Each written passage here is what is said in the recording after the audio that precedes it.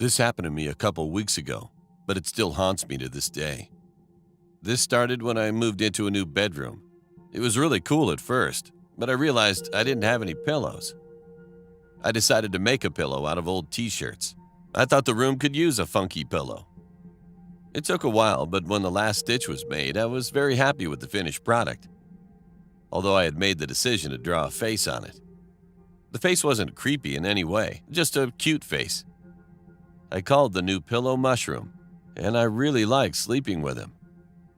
Until he began to act strange. One day I went out to my friend's house for the day.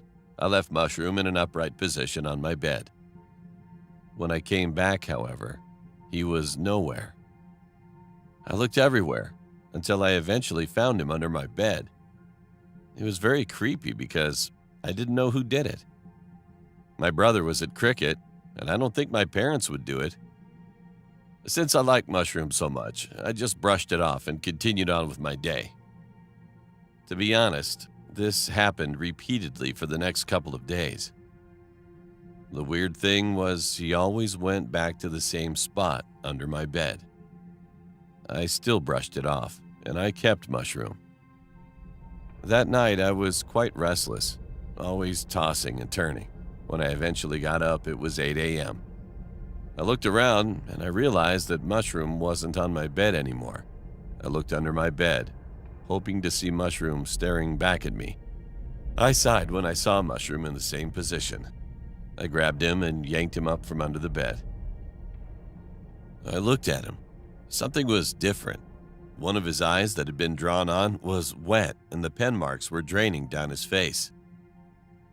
It was very creepy because I had no water in my room last night.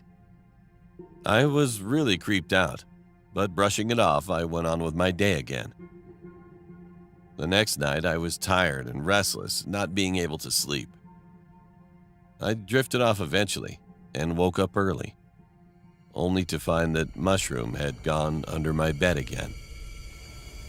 This time, though, half of his face was wet and slowly draining away from his face. Again, I had no water in my room last night. I don't know how this happened. I really don't know what to do. I'm scared because I asked my brother and he is as scared as me. Someone or something is doing this. I really don't know why. It may be hard to believe, but this actually happened to me. I remember when I first came to this house. It looked old and it was really small. It had wooden floors and it was a ranch-style house. The next day, my brother and I were sleeping when suddenly I heard some noise. It sounded like a baby crying. I thought it was just the neighbor's child and started to get back to sleep again. But then I saw it. It had a baby-looking face and made this scary baby sound. It had sharp nails and its body looked like an animal's. And then it said, "Adopt me, mommy," and let out a scary baby sound again. Then I blacked out. When I woke up, it was the morning, and I asked my brother if he had heard anything. He said that he heard a baby sound, but he thought he was just dreaming. I asked him what kind of dream, and he said there was a baby with an animal body and claws. Then I knew it. I quickly told our mom and we moved out.